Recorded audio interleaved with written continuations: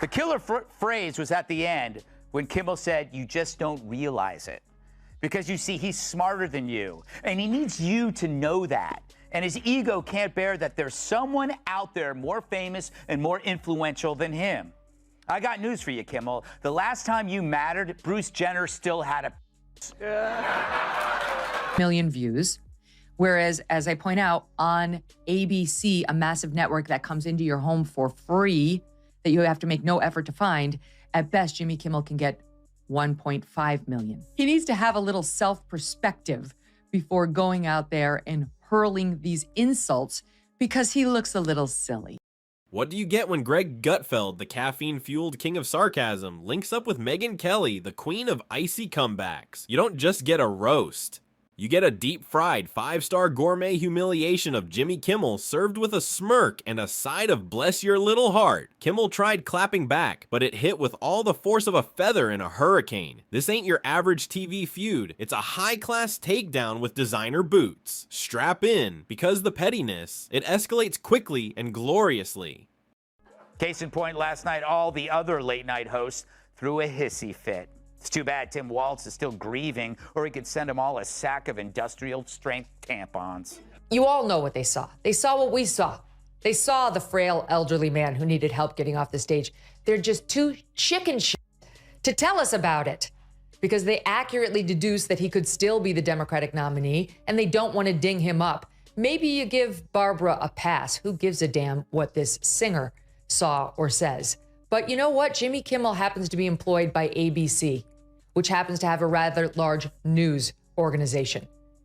And he has been one of President Trump's most vocal critics. Where are you, Jimmy? On vacation? Not good enough. You can still use your thumbs to send out a tweet. You could set the record straight right now, but you won't. Once upon a time, in the weird world of late night, Jimmy Kimmel was just a goofy TV dude tossing out celeb jokes and burrito one-liners. Then, out of nowhere, the guy who hosted beer pong contests with swimsuit models suddenly looked in the mirror and decided he was America's new voice of reason. That's right, our favorite frat bro ditched the keg for a soapbox, and the switch was as awkward as Mike Pence doing improv. And that's when Greg Gutfeld stormed in. Poor Jimmy. True, it was a terrible night for women, children, and for the hundreds of thousands of hard-working immigrants who cut his lawn. It was a terrible night for women, for children, for the hundreds of thousands of hardworking immigrants who make this country go, for healthcare, for our climate. Picture this, the king of cable sarcasm riding the ratings like a wild bull, armed with enough wit to make a cactus second-guess itself. Gutfeld didn't just catch wind of Kimmel's bizarre makeover. He grabbed a megaphone, a PowerPoint, and probably a confetti cannon to announce just how far off the funny train Jimmy had drifted. Last night was the 96th Academy Awards show, and while you might have missed it, there was one clear winner. No, not Oppenheimer. It was sanctimonious leftists for their lead role in pretending they are better than you. Winner number one, Jimmy Kimmel. For the fourth time, Kimmel hosted the Oscars before an adoring crowd of Hollywood stars who laughed and curried favor with the man who wore blackface so many times. Yes, some of the very same celebrities who wanted you to believe they were horrified after yours truly said in 2018 that people used to don dark makeup in order to imitate well-known black celebrities and it wasn't a big deal. Absolutely ate up the performance by Hollywood darling Mr. Kimmel, whose blackface costumes included his oft-repeated bit as basketball star Karl Malone. Now, Karl Malone never seen no flying saucer himself, but if he do, that's gonna be a spooky time. While Kimmel stood wrapped in velvet ropes of virtue, Gutfeld stomped right through in clown shoes, flipping the bird with every Nielsen victory. And that's when the roast kicked off. For every single person who had his back at the ballot box. For everyone who voted against him, and guess what? It was a bad night for everyone who voted for him, too. You just don't realize it yet. Oh. You know what? If I ever cry on TV, it'll be because Maroon 5 put out a new song. But that's it. You big Now... While Kimmel stood wrapped in velvet ropes of virtue, Gutfeld stomped right through in clown shoes. First came the diagnosis. Gutfeld labeled Kimmel with a condition called moral overcompensation syndrome, common in ex-shock jocks who suddenly grow a conscience 3 awards too late. Symptoms: preaching in between weak punchlines and tearing up into cue cards while pretending it's satire. Then came the treatment: non-stop ridicule. Gutfeld shredded Jimmy's new persona with all the grace of a jackhammer at a silent retreat. The guy who once faked twerking fails for clicks was now serving political sermons like a Whole Foods cashier quoting a meme. And just in case you thought he'd go easy, Gutfeld brought not just receipts, but a whole filing cabinet, ratings, clips, and man-show bits that aged worse than milk. He didn't just roast Kimmel's comedy, he autopsied it. The bird with every Nielsen victory. And that's when the roast kicked off for every single person who had his back at the ballot box. Just this past 2 weeks, they had the Kennedy Center honors the other night where Joe Biden couldn't say Dionne Warwick. He kept calling her Diane, and he didn't know who Barry Gibb was. He kept calling him Billy. You know who else was honored at the Kennedy Center? You know who else? Billy Crystal. Just FYI, do you know who once opened up the Academy Awards in full blackface? Oh, Billy yeah. Crystal. Billy Crystal. And do you know who's going to be hosting the Academy Awards this year? Jimmy Kimmel. Do you know who's worn blackface repeatedly and spoken inner city sort of urban accent saying she needs to darn those socks? Jimmy Kimmel as Oprah, as a fat-suited, black-faced, darning socks Oprah. But here's where it really gets juicy. As Gutfeld wielded sarcasm like a chainsaw, Megyn Kelly stepped in like a sniper in heels. No shouting, no flinching, just quiet, calculated takedowns. While Gutfeld tore Jimmy's dignity apart with a sledgehammer, Kelly opted for a scalpel, calmly pulling apart every hypocritical layer of his public persona. She didn't need to scream, she simply held up the evidence, his blackface sketches, his frat boy past, the cringe monologues, and let the reflection burn. In her hands, Kimmel's career wasn't just exposed, it was turned into a museum exhibit of selective memory and self-righteous reinvention. Late night host Jimmy Kimmel is back on the air after taking the summer off. He's missed a lot. Kimmel says if you're not vaccinated, you shouldn't get a hospital ICU bed. But I'm not sure if Jimmy was being sincere because he wasn't crying. Anyway, it's just funny hearing someone say I see you who nobody actually sees. Oh, look, I don't want to suggest that Kimmel's show has become boring and predictable, but last night during the taping, people in the studio audience were changing the channel. Megyn Kelly, ever the sharp-witted prosecutor in Pearls, didn't just call out Jimmy, she dissected him.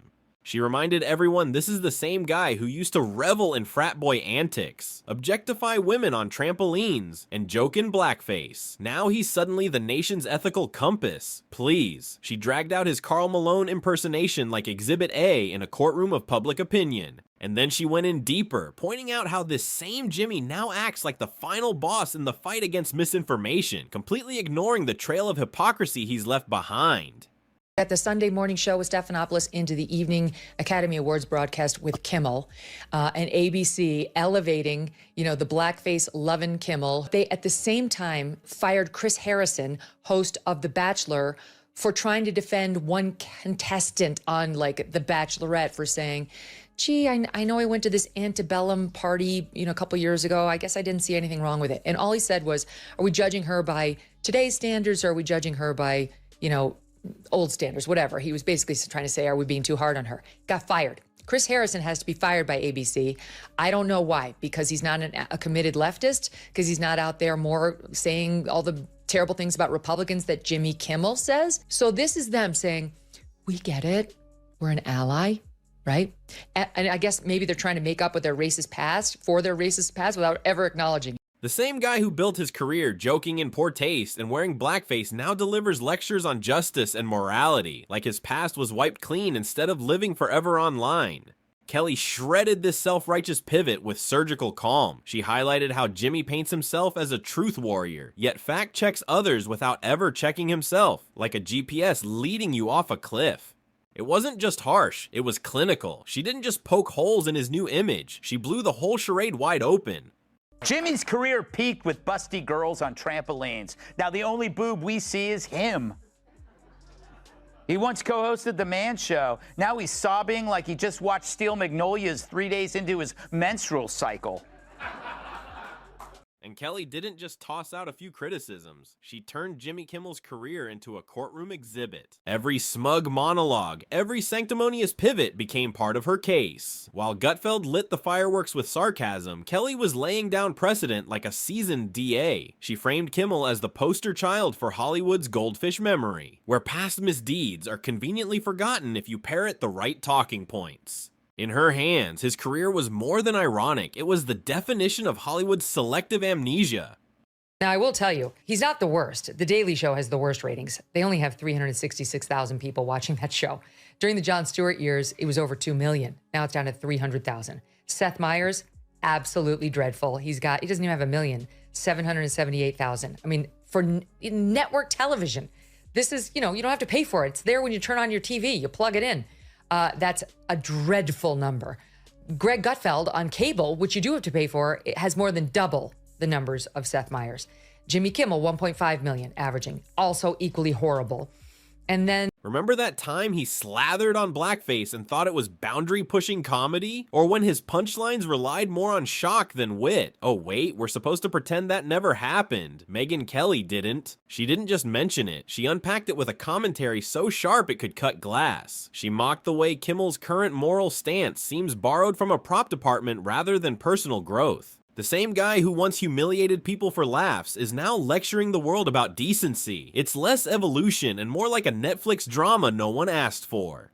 Kelly pointed out the absurd contradiction, how someone who once went viral for frat boy antics now plays the role of America's conscience, as if his own past was wiped clean with the swipe of a PR intern's mouse. She didn't just remind the audience of his blackface sketch, she used it to expose how Hollywood picks its heroes not based on integrity, but on alignment with the right buzzwords. And that's what made her takedown land with such force. It wasn't about canceling Jimmy, it was about forcing a reckoning with the fact that redemption isn't real if it's only surface deep. Kimmel didn't transform, he rebranded. And Kelly called it out without flinching, no yelling, no grandstanding, just a brutal, steady dismantling of the shiny, fake moral armor he wrapped himself in. These fellas are experiencing deep mental pain. And it's not just them. Journalists are now offering tips to deal with their disappointment, frustration, even fear. And I get it, that's normal after any loss. I'm still mad about losing World's Sexiest Man to Johnny Depp. But why would people feel fear? Maybe because their only news sources are constantly telling them Trump's going to turn America into Nazi Germany. But you know who felt actual fear during the Biden administration? People who had to ride the subway or have to buy groceries. And Gutfeld, being the unapologetic truth teller he is, sliced through Kimmel's performative outrage with surgical sarcasm. He pointed out that if your joke needs a round of clapping just to prove it's not a political tantrum, then it's not really a joke, it's just desperate. Translation, Kimmel's show isn't comedy anymore. It's a group therapy session dressed up as late night. The audience doesn't laugh because it's funny. They clap because they want to feel morally superior. Gutfeld didn't just mock the content, he tore down the entire premise. Watching Kimmel now is like watching your high school guidance counselor try stand-up. Awkward, nervous, and way too eager to make climate change funny. And let's be honest, when Gutfeld starts sounding like the sane one in the room, something has gone terribly wrong in Hollywood.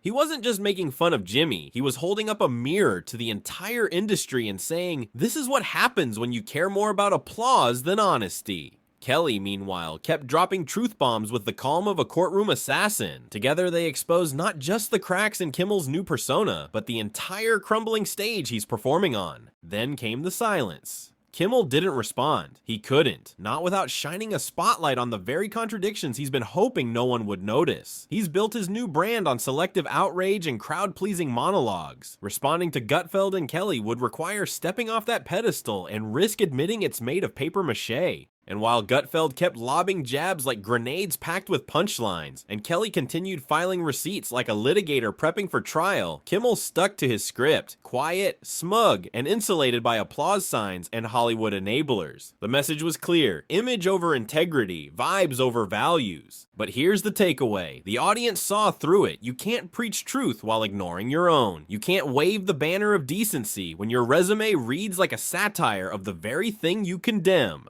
And when your biggest critics are this sharp, this funny, and this fact-loaded, the court of public opinion is already in session, and the verdict isn't looking good for Jimmy. Don't forget to like and subscribe. See you next time.